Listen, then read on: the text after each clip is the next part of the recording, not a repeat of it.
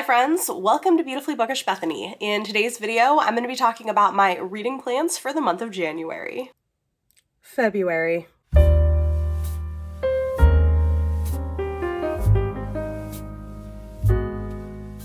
Big month. It is simultaneously the shortest month of the year in terms of days and also has a lot going on in terms of readathons that people are doing. There is a Black Romance readathon happening, there's Blackathon happening, it is Black History Month, and I've got lots of other things on my agenda for reading as well, so I hope you'll go and check out all of the people hosting so many amazing things. I will have some of them linked in the video description down below if you're interested. Unfortunately, this year I just don't have the capability to fully participate in either of these, but I do have some books on my TBR that I think will go nicely with what these readathons are doing, so I will point those out. Starting off with my Patreon and channel member book club pick. Every month patrons get a chance to vote on a book that we will read together, and there's a different prompt or theme for every month. In February, all the books on the poll were sci-fi, fantasy, or romance by Black indie authors, and the book that ended up winning is That Time I Got Drunk and Saved a Demon by Kimberly Lemming, which I've heard good things about. I'm excited. I think this is going to be fun and probably pretty lighthearted. It is a speculative romance by an indie Black author, and that will be our book club pick for the month. I think it's going to be fun. Then some of my higher tier patrons get the chance to suggest books that they would like to see me vlog and then vote on which books I will vlog. So for February, the book that I will be doing a reading vlog for patrons and channel members is The Girl Who Drank the Moon by Kelly Barnhill. This is a middle grade fantasy that I think has some more serious themes to it. I've heard really good things about it, and I actually just got done reading a arc of an adult work by Kelly Barnhill that I really enjoyed, The Crane Wife. Her writing worked really well for me in that, so I'm hoping to have a good time with this one. I know it was a big award winner, so I will be reading and vlogging that in February. Then for Chapter 3 podcast, which I co-host with Leanna from Leanna's Library and Izzy from Happy for Now, I've got 2 books to read for read-alongs. With Leanna, we're doing a year-long Witcher read-along. So in February, we're going to be doing Sword of Destiny, which is the second short story collection in the Witcher series by Andrzej Sapkowski. I'm really excited. This one I haven't read before. The Last Wish was a reread for me, but I haven't read the rest of the series. This will be my first time, and I really enjoyed The Last Wish, so I'm looking forward to moving forward. If you are interested in joining us, the live show podcast episode for this will be the last Tuesday of February, so tune in if you're reading along. Then February 13th, Izzy and I are going to be going live to talk about Real by Kennedy Ryan. I am so excited. This has been on both of our TBRs for a while. It's also a great option if you're doing the Black Romance readathon. It's got Black love, and I love Kennedy Ryan. She will just rip your heart to shreds, but is always a good time. And this one is set in Hollywood. It follows people who are involved in making a film about a historical figure, and I think there's like disability representation in this. I don't know. I'm probably gonna cry. It's gonna be great. And then me and Izzy will be going live for the podcast on the 13th to discuss. So read along if you want to. Then I've got a buddy read planned, which should be fun. I'm going to be reading Lone Women by Victor Lavelle with Mara from Books Like Whoa, Angela from Literature Science Alliance, and our friend Jocelyn. Really excited for this. I've read a novella from Victor Lavelle that I liked, and I am excited to finally read some of his long-form work. This is historical horror, from what I understand. It is, when does this come out? It goes on sale March 21st. And all of us have early copies of it, which is why we're doing a buddy read. I feel like it's gonna be good. Blue skies, empty land, and enough wide open space to hide a horrifying secret. Adelaide Henry carries an enormous steamer trunk with her wherever she goes. It's locked at all times, because when the trunk opens, people around Adelaide start to disappear. The year is 1915, and Adelaide is in trouble. Her secret sin killed her parents, forcing her to flee California in a hellfire rush and make her way to Montana as a homesteader. I feel like it's gonna be really good. I'm so excited. So we've got a fun buddy read happening. If I have time, I might also read Persuasion by Jane Austen. That'll be a reread for me, but in March we're doing a podcast episode on the book and the new Netflix adaptation. So we'll see. If I have time, I might get a head start. Otherwise, I'll read that in the first half of March. So you may see this on my TBR yet again. You know what I don't have is a nice copy of Persuasion, and now I'm thinking this might be a great opportunity for me to buy one. The other thing that I'm going to try to get to this month for Black History Month is The New Jim Crow, Mass Incarceration in the Age of Colorblindness by Michelle Alexander.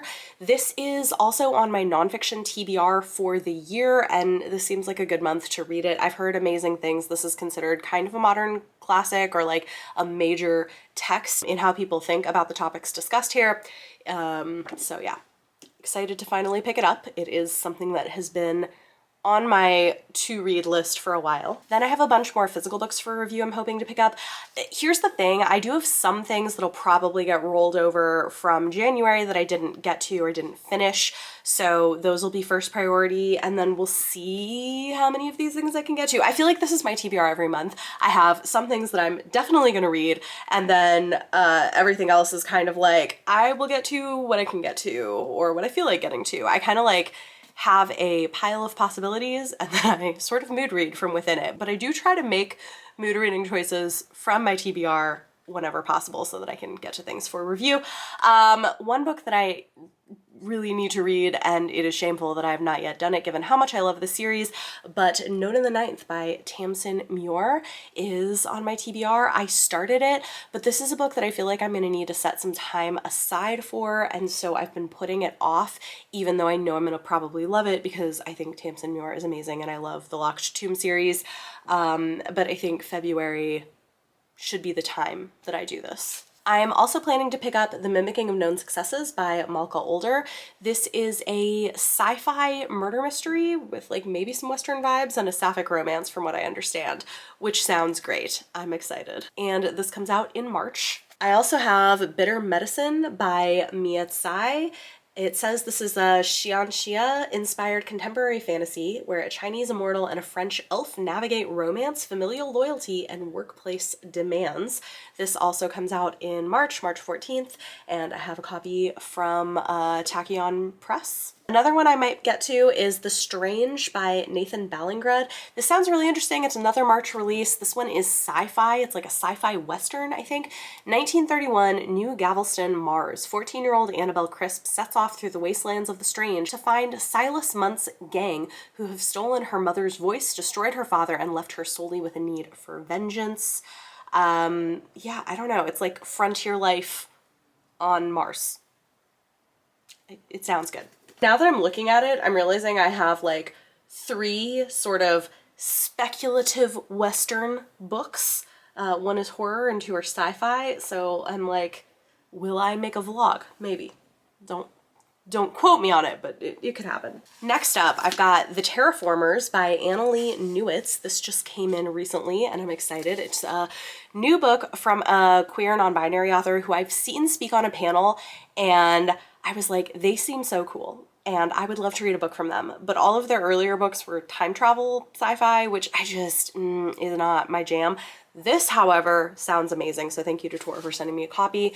An uplifting and illuminating exploration of the future. Why did I not keep that paper? There was like a paper that was talking about how this is like, what is it? Where Annalee Newitz's ability to combine the Wild West and the final frontier with plate tectonics and post-humanism while spinning an epic tale that never loses sight of its characters is nothing short of magical. I don't know. I don't know exactly what it's going to be about, but it sounds really good and I love the cover, so I'm excited to read it. Then for some fantasy romance, we've got The Foxglove King by Hannah Witten. This goes on sale in March, and I don't really know anything about it except that it's fantasy romance. Introducing your next obsession, Death Holds the City. She holds death. I mean, what more can one say? And then the final physical book on my TBR is The Cage of Dark Hours by Marina Lostetter. This is the sequel to The Helm of Midnight, which I read recently and really, really loved. It was a surprise for me. It hadn't spoke to me when it first came out, but I was sent a copy and it was amazing. It's like high fantasy with a serial killer murder mystery, and I think book 2 is more of the same. I loved the characters and the world and the mystery elements, and I'm very excited to read more. Then of course we have all of my NetGalley ARCs, which I'm gonna be honest, so far this year I have not been like feeling the digital reads, so we'll see. what I can get to. There are a lot of them. I don't know that I'll get to all of these. I have Take the Lead by Alexis Daria, which is a romance. It's, I think, actually a re-release of her debut novel that's sort of Dancing with the Stars inspired, but Latinx.